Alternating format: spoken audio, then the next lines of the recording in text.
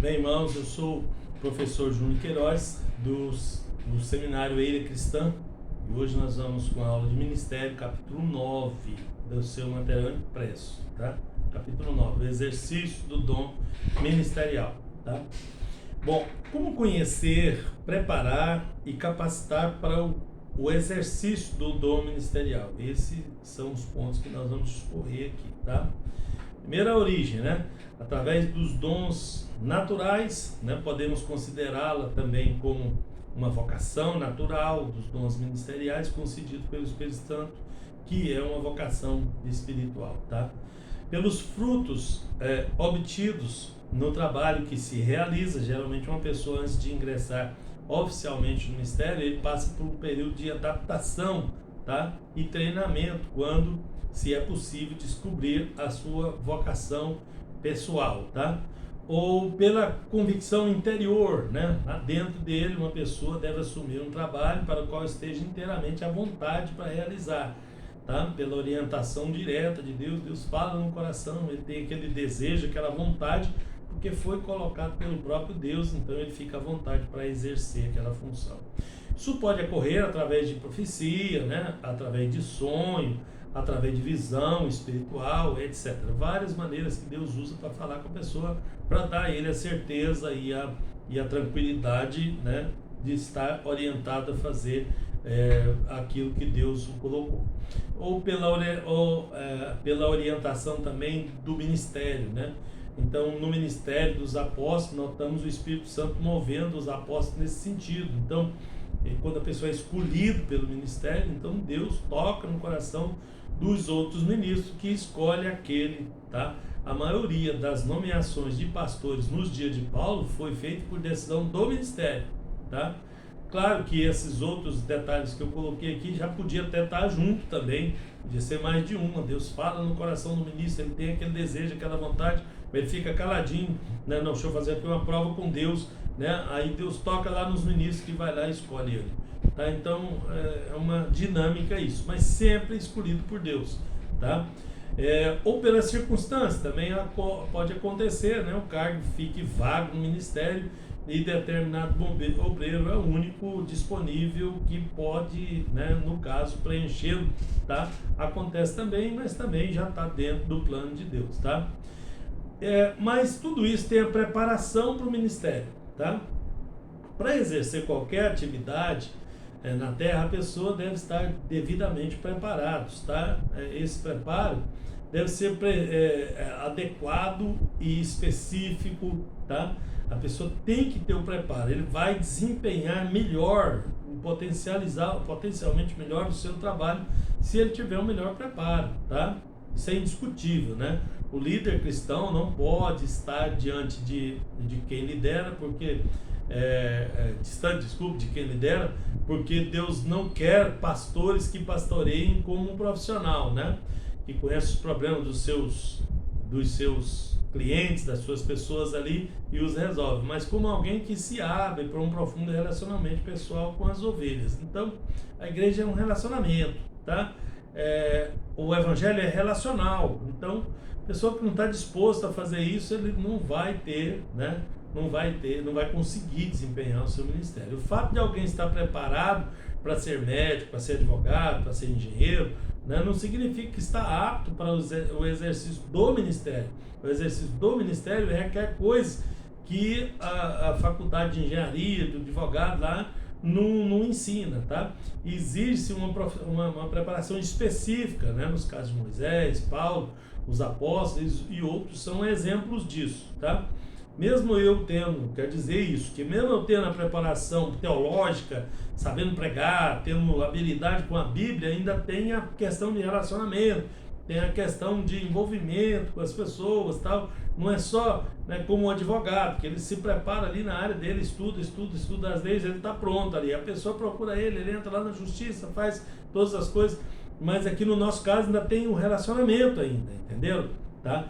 Então tem duas formas de se preparar, a preparação formal, que é acadêmica, que é teológica e tal, e a informal, que é a experiência aí, tá? O ministro de Deus, que é submisso à palavra de Deus, deve atentar para o que o apóstolo Paulo escreveu em sua primeira carta aos Coríntios. mas procurai com zelo os maiores dons, né, os melhores dons, tá? Ademais, eu vos mostrarei um caminho sobremodo excelente. Assim também vós já estáis desejosos dos dons espirituais, procurar abundar neles para a edificação da igreja. Então, procurar, né? Procurar crescer, procurar melhorar, procurar com zelo, tá? Dons, tá?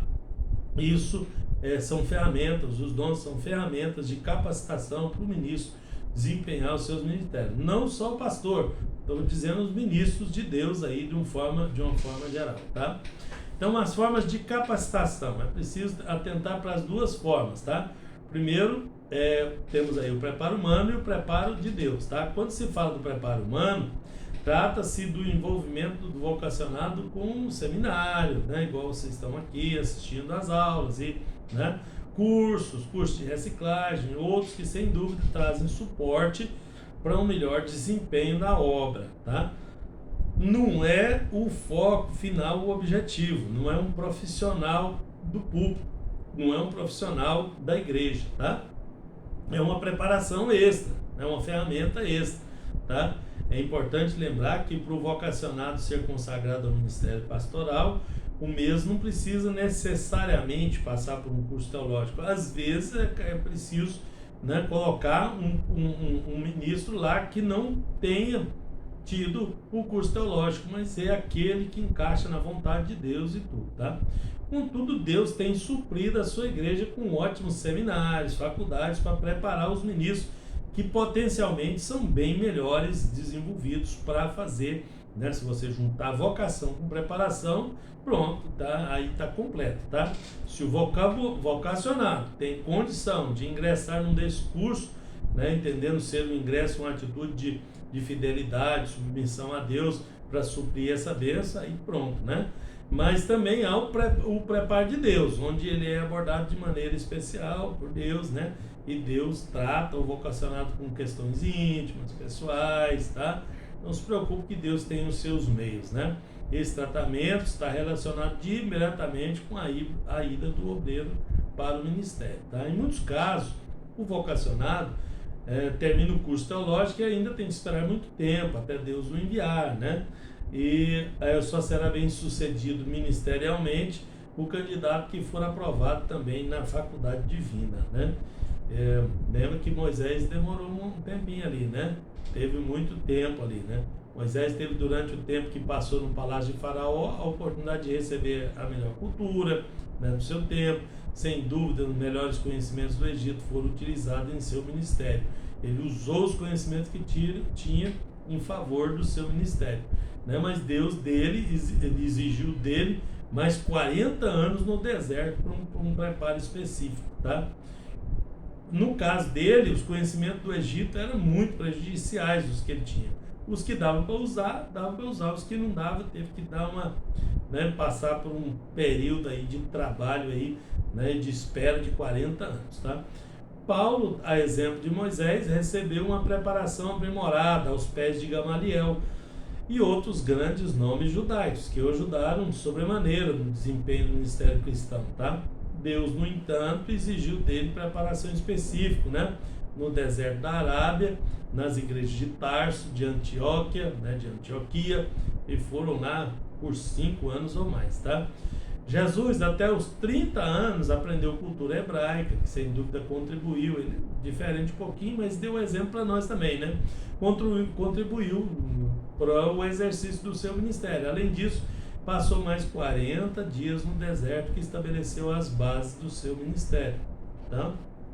Os apóstolos, tal como Jesus, tiveram um período de 3 anos se preparando aí, tá? Temos exemplos na história, né? Todos os homens que foram usados por Deus, em todos os períodos da história, cada um, né, desses aí foram pessoas que se submeteram a algum tipo de preparo, tá? Bom, temos também no item 4, estou na página 83 do seu material impresso, tá? Preparação informal, tá? Que é pela experiência, né? Nós temos a preparação formal, que, né, os cursos e tudo, e temos a informal, que é a experiência do dia a dia, né? E, segundo alguns, a mais eficiente, né? Mas, sem dúvida, o tipo mais demorado e difícil, porque o seu custo, né, o seu preço é muito maior, né? O ideal é a soma dos dois tipos de preparo, tá? Teoria e prática. Se uma escola oferece essa oportunidade, não há por que rejeitá-la, né? Cada comunidade tem a sua própria história, tá? O ministro precisa conhecer e estudar os funcionamentos das suas sociedades, compreender como se comporta em determinados momentos e como se processa mudanças através do tempo, tá?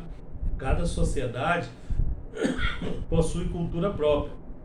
Estamos empregando a palavra cultura aqui para significar os modos de comportamentos usuais das pessoas numa determinada sociedade, tá?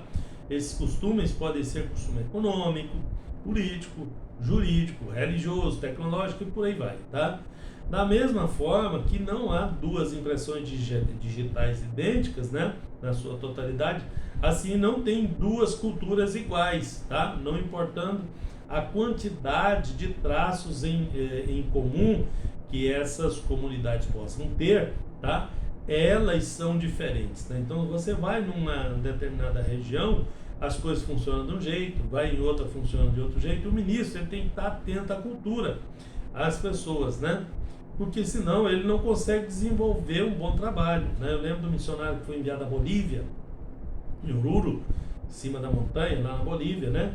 E foi trabalhar como missionário lá, e lá as pessoas adoravam o sapo, né? O Deus deles era o sapo, é a cultura deles, né? Então se ele chega lá e não entende isso, né? E o escarnecer, ou tudo, ele não conseguia trazer ninguém para o lado da igreja, para o lado da fé, tá? Então ele teve que conhecer a cultura, tem muitos outros traços culturais lá, estou dando só um exemplo, que o espaço é pouco, mas tem muitos outros traços culturais lá que ele precisou aprender, que ele precisou, né, é diferente a língua, é diferente os costumes, é diferente as vestes, né? Lá é muito frio, é gelado, né? É alto, né? A altitude muito alta, isso lá causa certos problemas, então ele teve que aprender tudo isso para depois levar o evangelho, e as pessoas ficar à vontade de aceitar esse evangelho. Então não é exatamente o que a gente precisa. O ministro tem que se adaptar, então ele tem que adaptar a sua vida pessoal, ele tem que se preparar teologicamente, mas ele tem que se preparar na vivência também, no dia a dia e tudo, para que ele possa então desempenhar um bom trabalho para a obra de Deus, tá? Então ele tem que saber isso, ele tem que observar isso, tem que observar as coisas todas, para que ele seja um ministro eficiente e possa alcançar bons resultados na obra de Deus. Deus abençoe.